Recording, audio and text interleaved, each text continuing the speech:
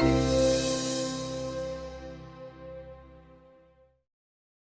Folds is a singer, songwriter, multi-platinum selling artist. He's also a TV and film star.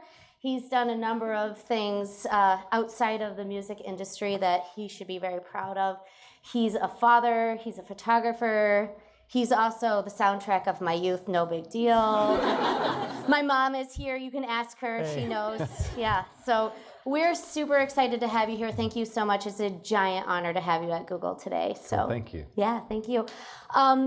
So we're gonna do this a little bit differently today. I know that most of you in the room know that Ben has a performance tonight at the Fillmore, so he's gonna reserve his voice. Hopefully you win tickets so you can go hear him.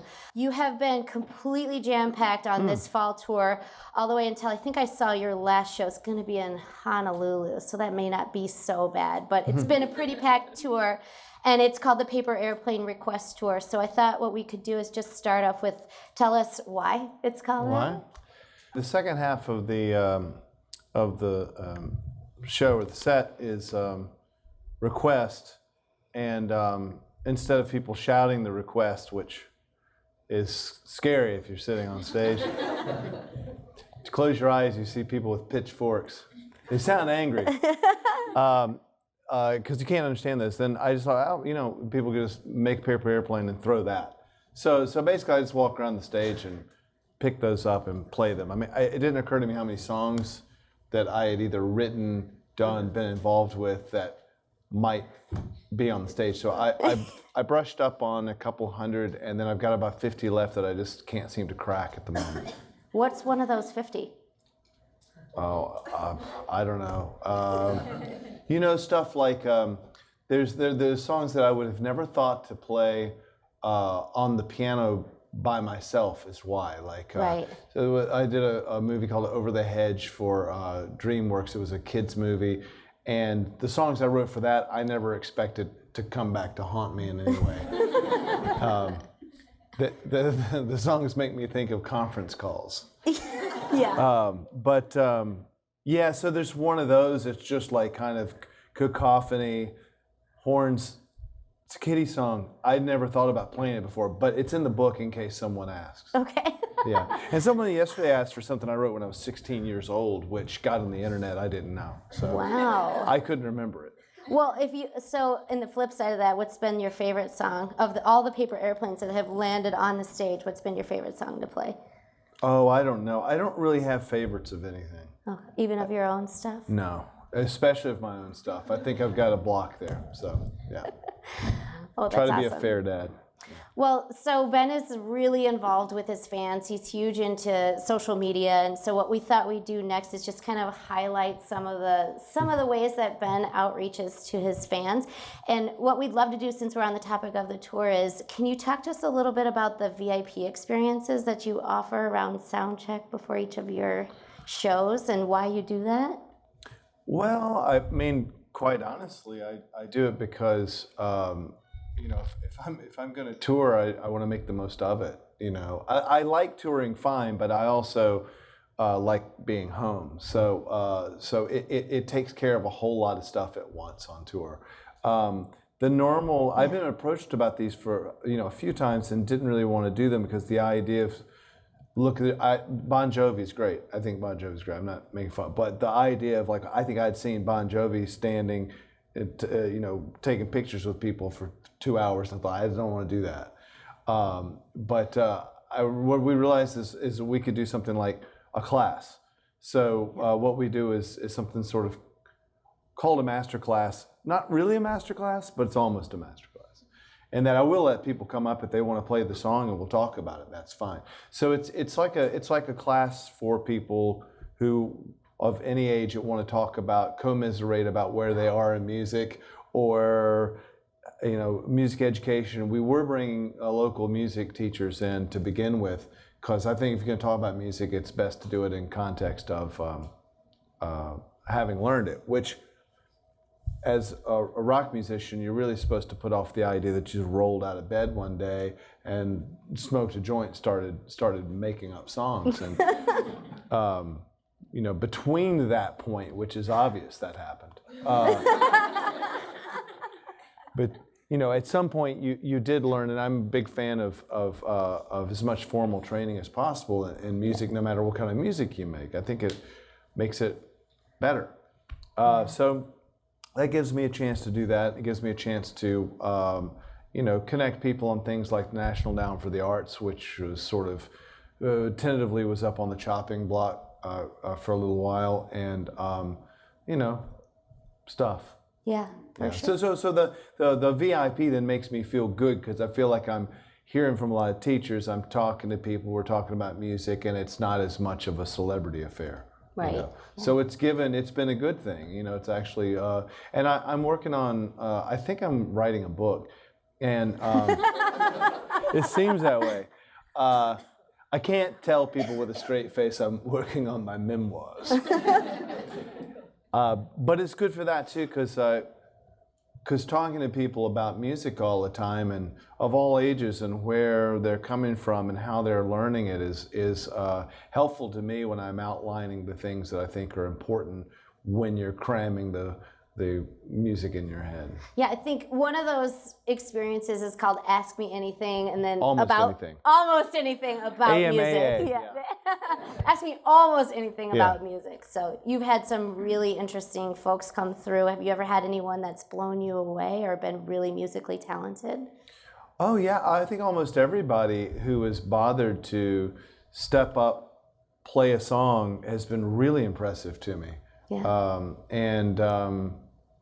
And sometimes a couple days ago, I was sort of taunting a kid to write a song on the spot because they were wondering about every night of my solo career, just about since like 2002, I've sort of had to freestyle a song on stage. It's been a sort of a tradition where I was playing in Chicago when we were making a live album. This guy goes, "Rock that bitch, no, rock this bitch," and he just meant I wasn't playing fast enough or loud enough or something. But we were making a live album, and I made up a song called that for him, and that became popular. So then it became a code word. People would ask for that, and I do it with symphony orchestras regularly, where I'll freestyle a song and then I'll dictate parts that I hear in the orchestra. And I was trying to get the kid to, put him in that position, let him make something up, because we can do that. That's awesome. So, okay, you're here at Google, and we, beyond the obvious search engine that I'm sure you use sometimes. I've heard of it, yeah. You've heard of it? Yeah. We also own a little video property called YouTube. Yeah. So, knowing all of that and knowing how involved you are with your fans, can you talk to us a little bit about digital technology and how you use it to keep in touch with your fans? To be very honest, I think my fans have always been the types who are very ahead, always have been ahead, to the point where in 1999 I was signing at least as many burned CDs. And I was fine with that. And I think that because I've embraced however they want to be excited about music and open to it, it's been really more of now my management he comes from politics. He doesn't know anything about music, and he also comes from social media. I personally have been on Facebook for a total of about 3 minutes once to check it out, and that's back. This is your Facebook page, in case you wonder. Yeah, it's right here. Well, the last time I did it, people were sending me emails about poking. That's how far back it goes. I do, I do read the news on my phone. Okay, good. I know that's terrible, but I just do you watch a lot of YouTube? Do you use YouTube as a resource for your music or for? I do, especially one thing is because I make up a song every night. Sometimes I want to remember what it was, and people will always film it. So I'll go back. In fact, one time it came in handy because I had some guy being a little bit of a jackass online saying that I had stolen this song from some guy I'd never heard of, and he was kind of famous, like a comedian in the UK. So everyone was jumping on the bandwagon saying, "Oh, I thought Ben was better than that to steal a song." And I'm like, I don't even know. I didn't even really want to click on the song they said I stole. So I didn't even want a record of ever having heard this damn thing. Anyway, I realized, oh, wait a minute. I made that song up on stage mostly in 2011, way before that guy had his first record out. So I went on YouTube, found it. Someone had posted it and sent that to the guy in the UK. He's like, okay. It's like, will you have a press conference now for me? And Yeah. because everyone thinks I'm a thief. I've been smeared. That's awesome.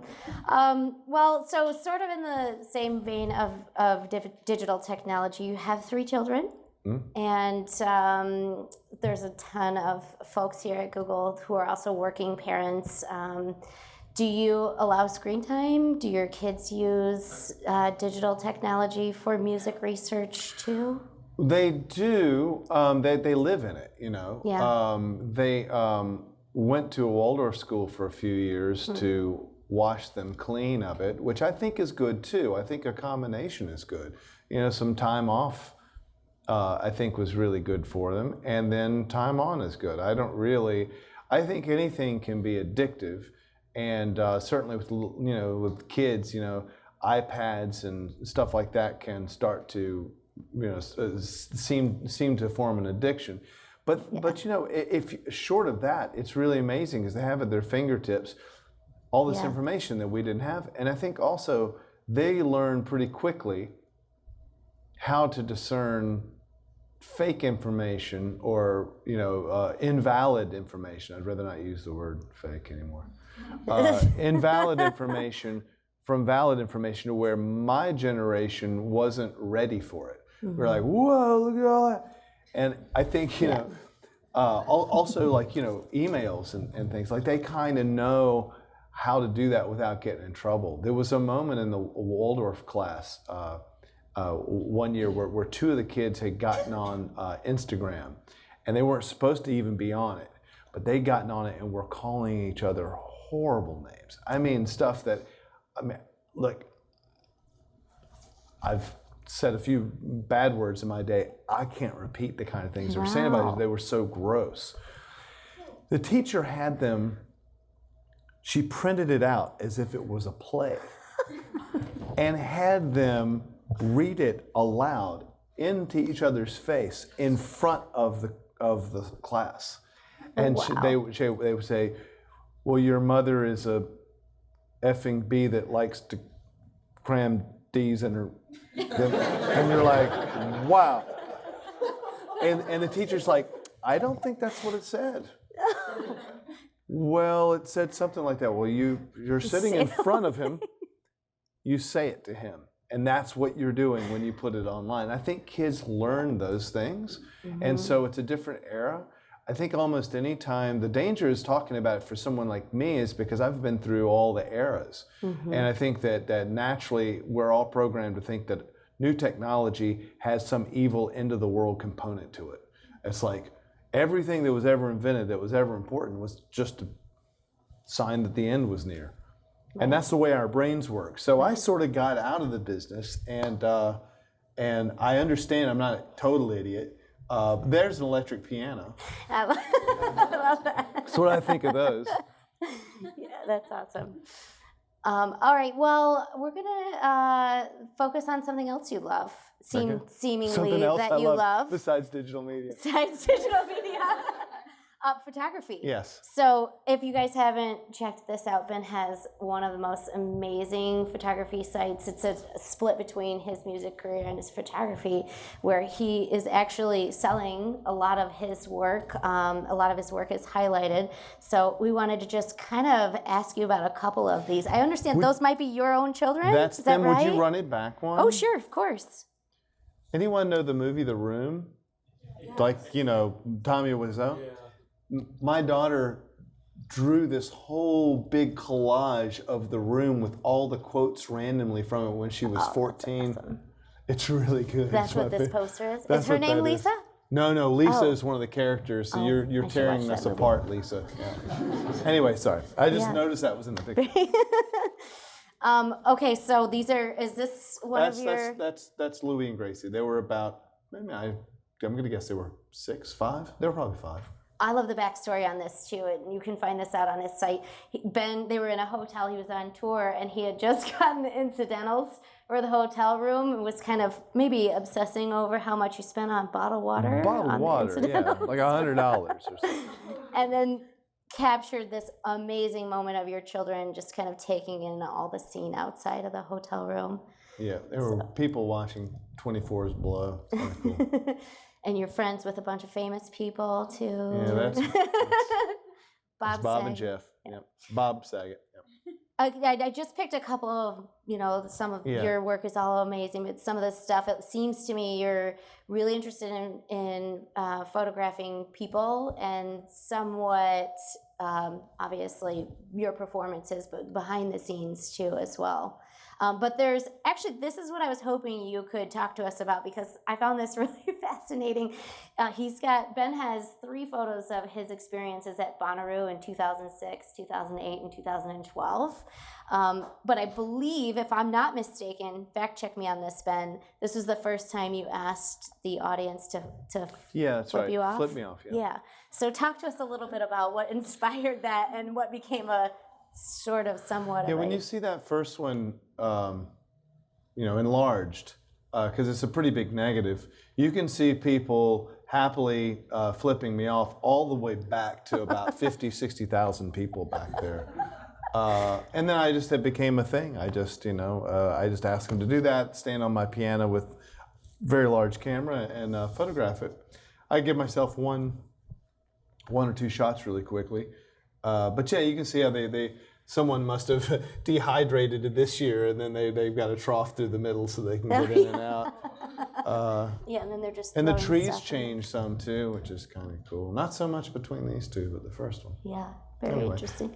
Is that something that you do at other performances too, or is it just special for Bonnaroo? That's just Bonnaroo, yeah. That's awesome. All right. Well, one of the things, a connection back to Detroit, one of the things that I love about what you do, you spoke a little bit about this when you are performing with orchestras or symphonies, and someone shouts out, what was it, rock this bitch or rock that bitch? Yeah. I just think it's unbelievable how then you take 10, 15 minutes, whatever it takes to compose that song sort of live. So I was hoping you could talk to us about your experience with the Detroit Symphony Orchestra since you're here in Detroit. Yeah.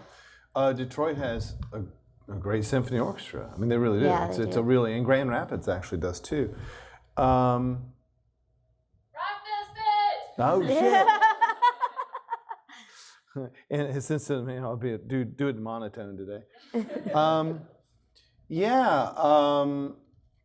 What can I say? I don't. Then I can see the conductor. That's Giacomo Bareilles.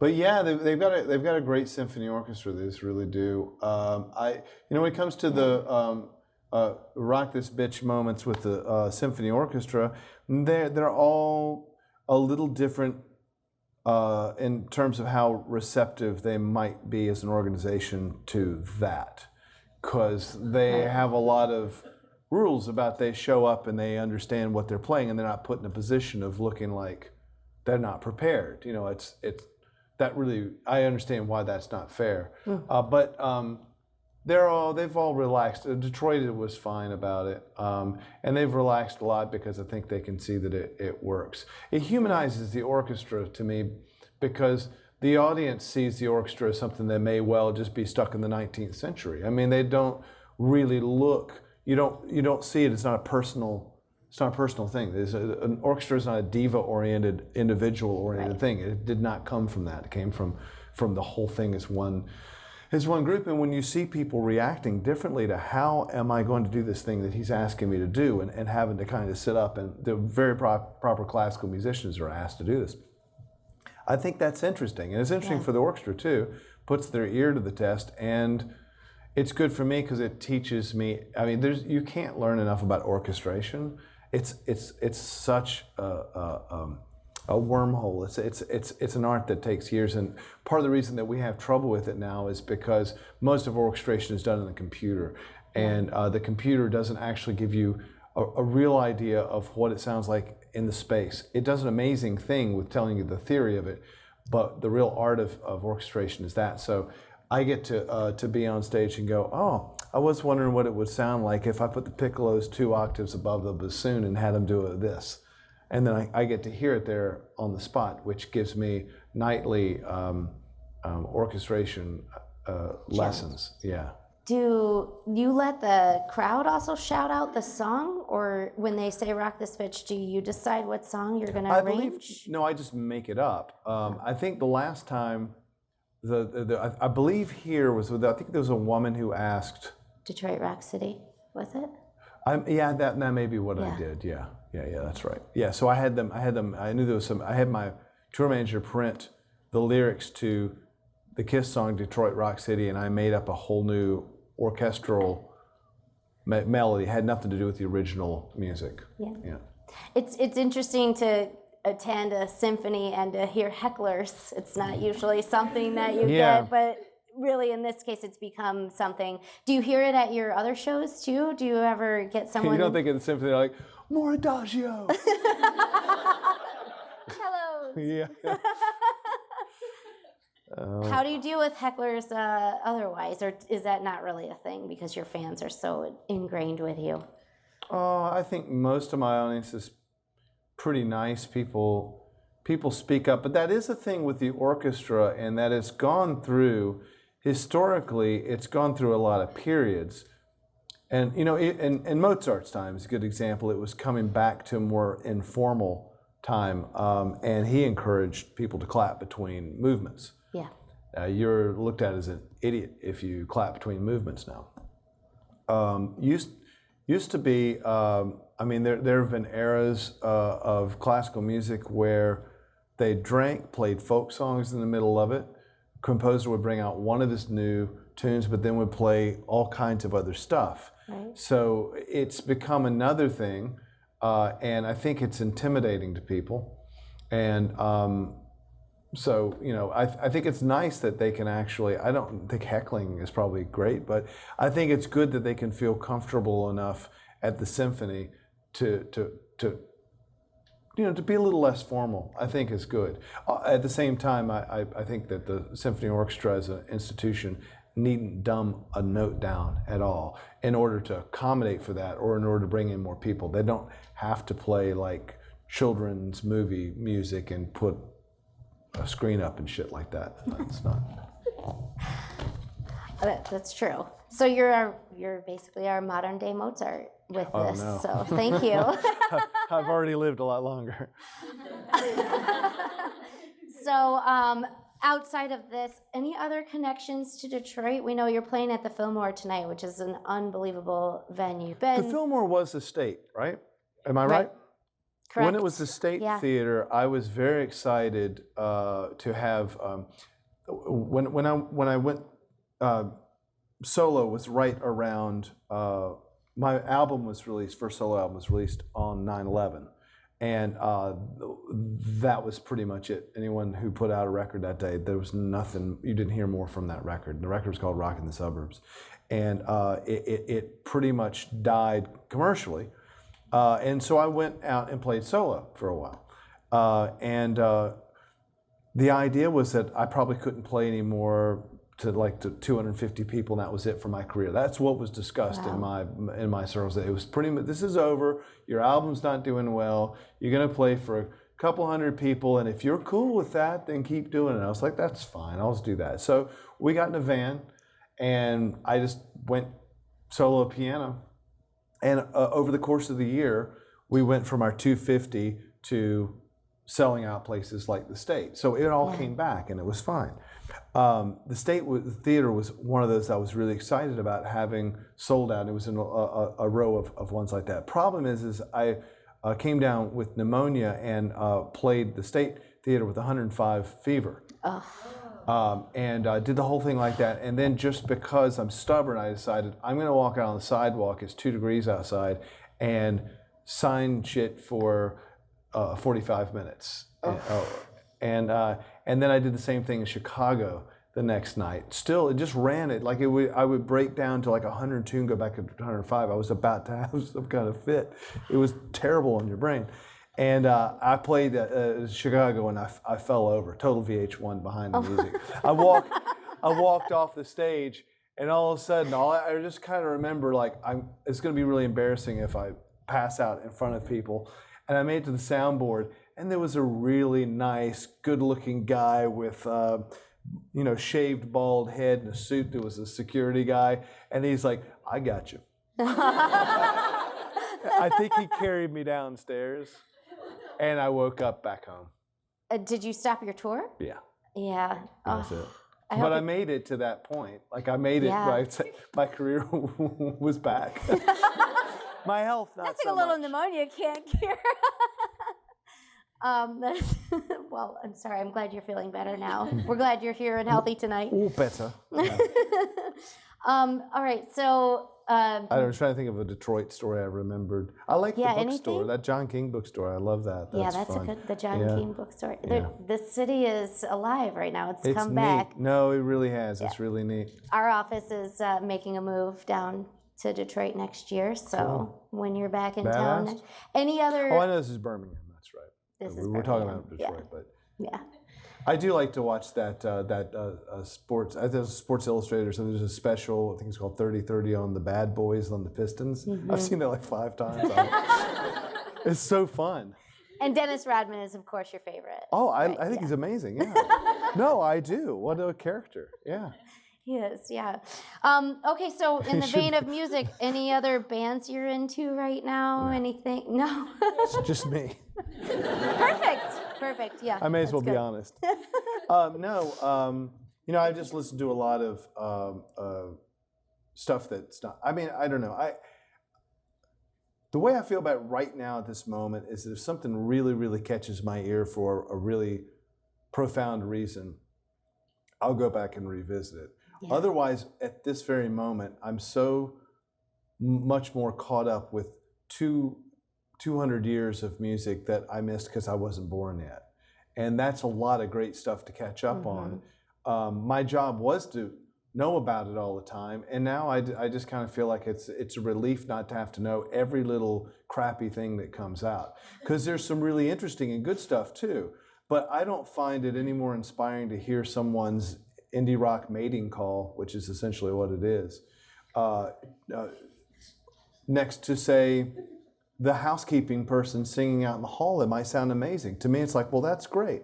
That's great music. And I don't have to hear everything. But when something really great comes out, like I think the last few things that really struck me were one, Caroline Shaw. I think Caroline Shaw is just a damn genius. I liked Dirty Projectors, but I think maybe they're gone now. Are they still? Still a going concern. Yeah. Okay. Good. I like Dirty Projectors. And every once in a while I hear something on the radio I think is kind of cool. I like that one Justin Bieber song about how you go love yourself. That's pretty good. Right. So music today sucks, but the No, stuff I don't that think you're... so. I think music is incredible. I don't see the need at the moment to package it. And my head's not in that space. Yeah. I'm not excited about the it almost feels like a Vogue magazine covers to me. Even the good stuff, I just can't get my head around it at the moment.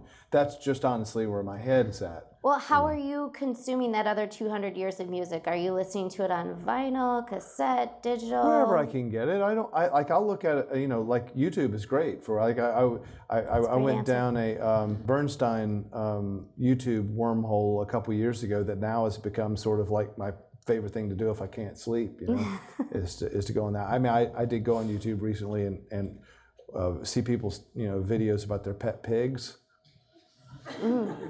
I could have been listening to new music, but I was. There's a site called Squeals on Wheels. The one that I really was in love with. She's gone. Someone picked her up. That's amazing. Very fascinating. All right, so Ben, there's... Hey, I want to be clear though. I think there's a lot of great music.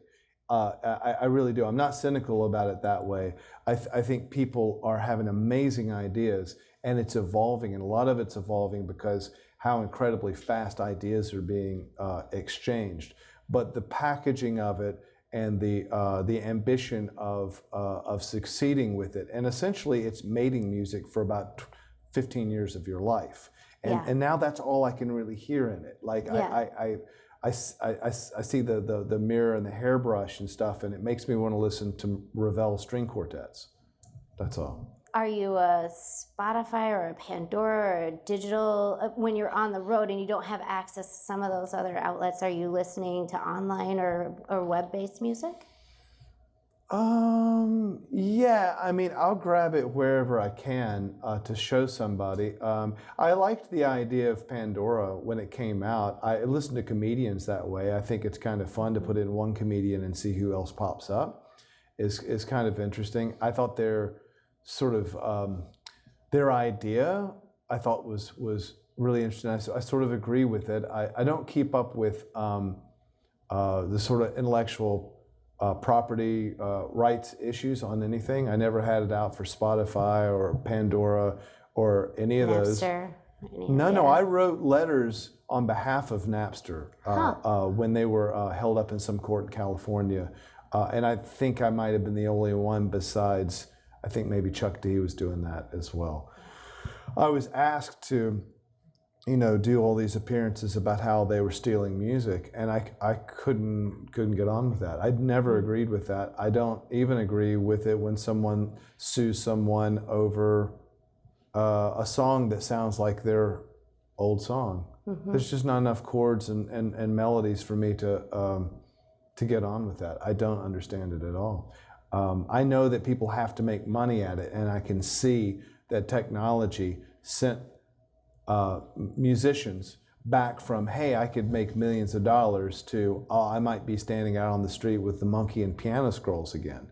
But that was a really short period of time where musicians became millionaires.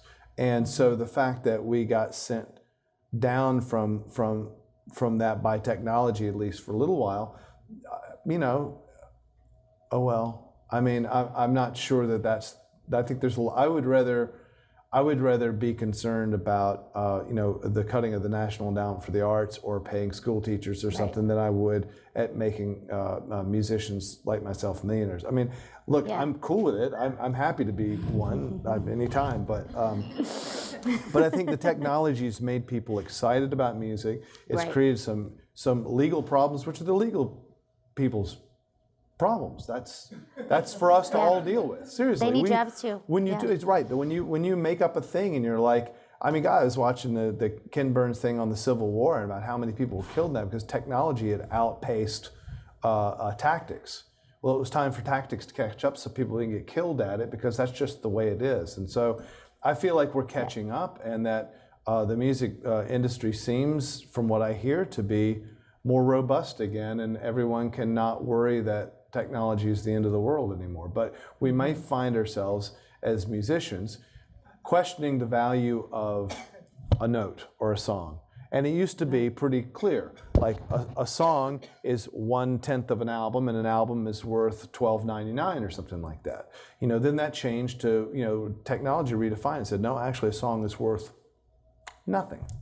It's like, oh, okay, is it worth nothing? Well, but people started becoming music therapists and doing other things with their lives, and music then is found to sell other things when it's packaged with it, and music has always needed context. So to me, it's all just always going to be a mess, which is part of the reason I think I sort of divorced myself from it all, except for being someone that goes, oh, I want to find that song, and I just put in a search, and wherever it comes up, I play it.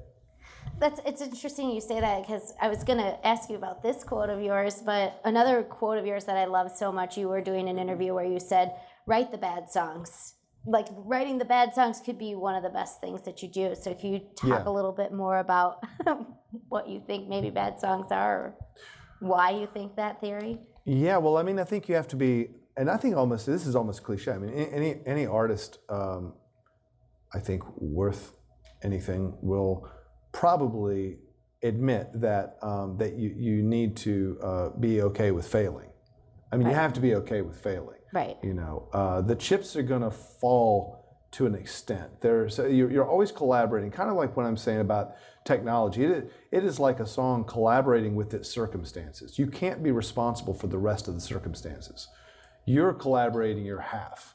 If someone's religious, they can say the other half is God. If they want to say it's the universe, they can say it's the universe, or they can say it's mistakes or chance. But you're collaborating with something.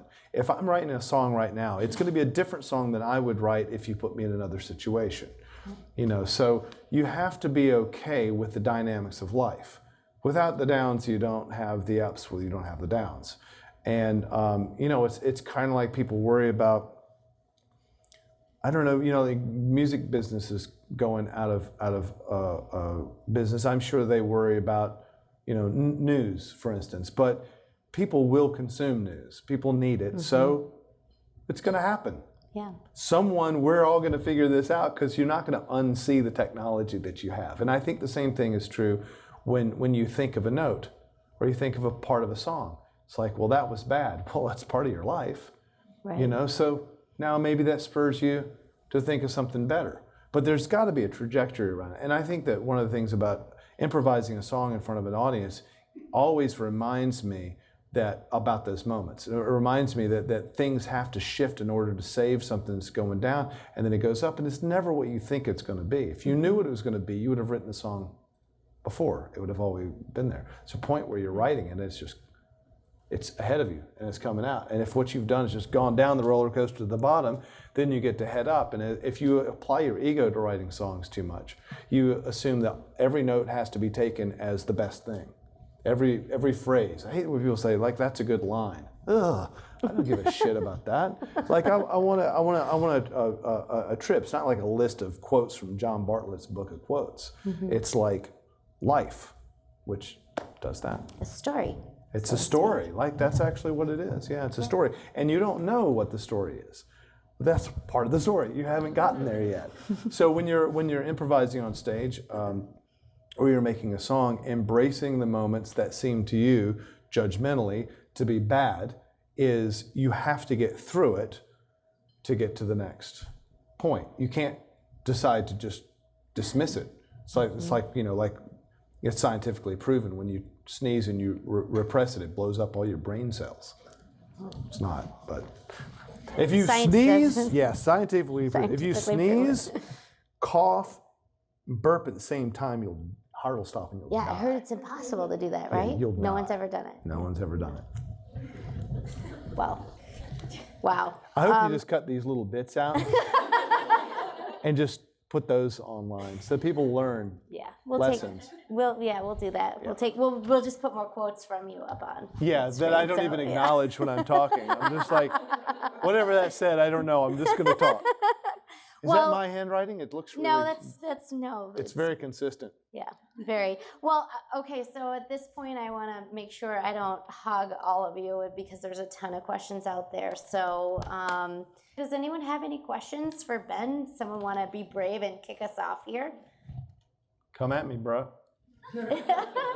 Oh, we got one right here. You're clearly an entrepreneur of sorts. Did you start out seeing yourself that way, or did that come about through your career, or do you not see yourself that way at all? Oh, I think entrepreneur is a great... I think it should be acknowledged more often that musicians, recording artists, actually most of us are and have that gene. Mostly because I found when I started to do I started to do arts advocacy, on Capitol Hill. I'm talking to a lot of senators and congressmen. I could see a real discrimination against the artist as being someone who obviously doesn't understand numbers. And I'm wanting to say, look, bitch, I can balance checkbook. Because I started for like 5 years in a van on fumes. Like a rock band knows that they have a business that they're running, looks for the opportunities, is creative about it, and at the same time has to balance the checkbook, has to get from A to B, knows how to do it. Mm-hmm. I didn't inherit, a lot of money like a lot of these guys that I go in and talk to have. And so I consider myself with quite a chip on my shoulder, probably a lot better businessman. And I think as far as the entrepreneurship, I mean, I think most creative, it's a matter of culture that we would prefer to see our artist as, you know, the guy who rolled out of bed, smoked a joint, saw the future, and wrote about it.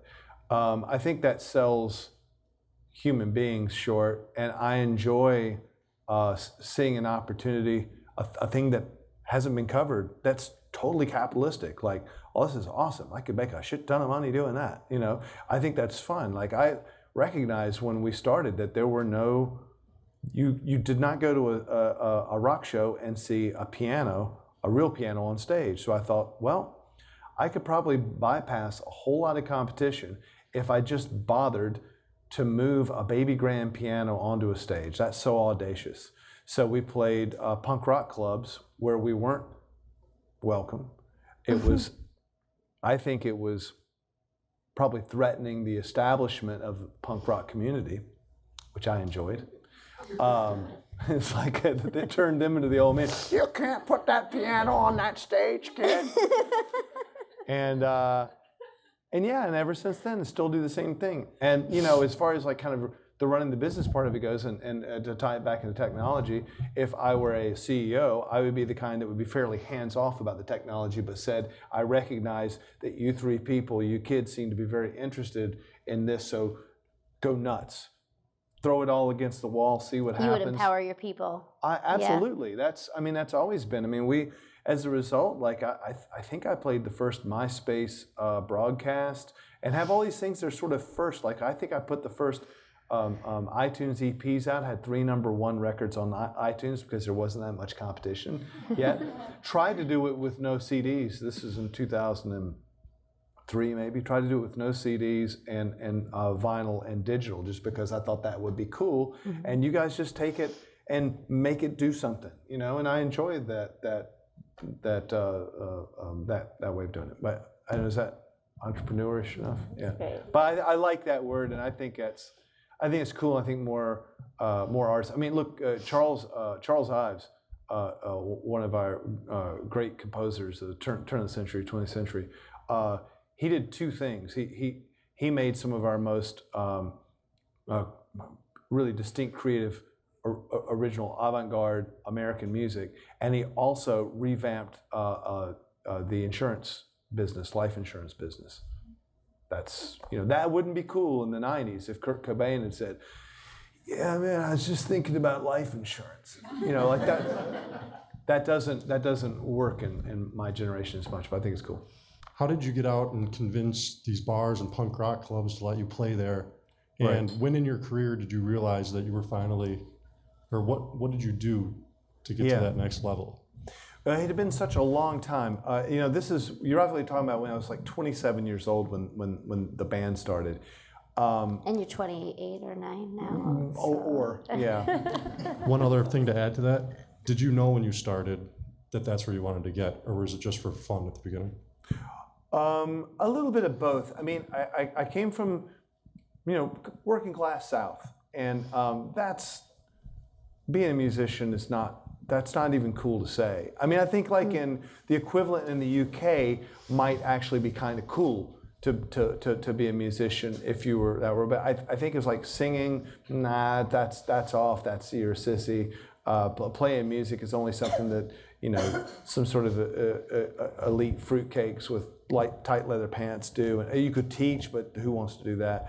So I kind of kept it to myself. I kept my whole idea, but I knew I was a musician. I think I knew I was going to do it. I was stubborn about it. And, you know, I spent, you know, from when I was maybe 18 to last year when I was 27. That's really not supposed to be funny. You know, I wrote songs and sent them in as tapes and tried to get the approval that one would need to make a record, and I wasn't getting it. So I just started doing what I wanted to do, which is to play shows. If I remember, it was a little bit of a rocky, long ride on this piano business, putting pianos in, because I thought to do that, and I borrowed some money somehow. I got some kind of little loan to get a piano, and then I snuck back to the soundboard at a really kind of small Elton John gig to talk to a sound man about how he made his piano loud. because I was at this show and it was like, well, I can hear it, which I happen to know was really difficult to do because we'd stuck mics in it one time and you couldn't hear it. It didn't work. So we found out some technical things, and it was just a long trip. So that was maybe when I was like 22. So between 22 and 27, it was just a matter of me being stubborn on trying to figure out how to amplify the piano should I ever find myself in a rock band to put it on stage. And it's just a real long road, I think, but it's good because I would say in that time I sort of found my voice. I became increasingly stubborn because I started to realize the folly in trying to get approval. I started to realize the advantage of placing yourself in positions that seemed insane, like the idea of rolling yourself between some band called fucking Death Grip and Santa's Cock, and playing, sorry, just whatever comes to my head, and playing a piano rock show between that, and then going back to wait tables the next day, and I saw that working, but slowly. So, we would try to book gigs. I had a couple friends, and we were just trying to, had some help, but I was mostly doing it myself. Try to book a gig, and of course they'd say, yeah, we can put you on folk night over at this place, and there's a upright piano, and they're drinking tea. It's like, nah, I kind of want to play I think we should play like opening up on a Monday night for a grunge band. I think that would be better. It just took a while. I had to turn down a lot of stuff. Also, we had to turn down anything that the piano wouldn't fit into. For like 3 to 5 years of touring, even with an indie record label behind us, they would want us to play a place like called Eddie's Attic. Well, you can't move a piano up to that. We were moving it ourselves. I mean, I can move a grand piano myself out of here onto a truck, and off she goes. I just learned how to do it. I figured it out, and that's kind of the trip. But I'm sorry, but it enabled me to see something that I've always. Sometimes you just want to see a thing. Like if I made a movie, go, I'd like to make a Victorian love story, and at the very end a spaceship lands, and some orange guy gets out of it and starts saying crazy shit. Like you can do anything you want to. If you put your mind to seeing something, even if it's a little odd that you want to see, then you're the only one doing it. And I think that's worked, luckily, most of the time. Sometimes it doesn't. Sometimes it doesn't work at all. I think we only have time for one more question. Is there anything? Especially if I'm going to else? talk that much. Yeah, Lindsay? So if you were to write a song for Google, what would the story, I guess, because we're not saying words, what would that be? That's a good question. Well, I wouldn't write that right now because it'd be vapid, but it would probably be about being with a bunch of cigar smoking fat guys in the front of like in first class of an airplane, and then the next time I went in, it was all guys that looked like me. The next year, like something like that, something to show, because I think that there was a change when I realized that the first class went from being fat cigar smoking white guys to a whole variety of people, many of them that looked like me, and it happened within like a year. And I feel like there was Google in there somewhere, and it was almost like. Maybe as some metaphors, it could be some oxygen. Oxygen's always a good metaphor, but I mean, like, Yeah. You got your cigars, some breathing, something in there, yeah. Because I used to, like, if I would ever get lucky and be like, oh, we're gonna fly you to a TV show so you get to sit in the front of the plane, I was always asked to go back to my seat in coach. And then I would piss me off and go, I got my ticket right here. Why do you think I'm not here? And then, all of a sudden one year it's like, oh, Mr. Foles, have a seat. And that was like my people had arrived. And I feel like people my age had ideas, and the ideas took over. And that might be something, there would be something like that in it, and it would take me a while. I would work off of note cards for this one, and I would probably set myself up with a little bottle of scotch for about 4 nights in a row, lock myself in my room with note cards and a toy bass guitar. What kind of scotch do you drink? Oh, that's a good question. Well, let's see. You know, when I'm on tour, and not in a pinch, I won't. Doesn't sound nice. But it's you can't always get everything you want. So Lagavulin always out there, which is a real good bet. Let's see. I like Ardbeg. Both the 12 and 16 ages are really nice. There's some really kind of rare whiskeys that are basically Scotch that come from Tasmania, Hobart, one called Lark and one called Nat. Those are probably the best I've had. And they're kind of like the Scotch or the whiskeys that you get in Japan, the ones that won all the awards. I think you just got an invite to the next Minute Google Bourbon Night. That's right. Tonight after the show. Oh, awesome. Tonight after the show. I have the Lark and I have New Ardbeg too.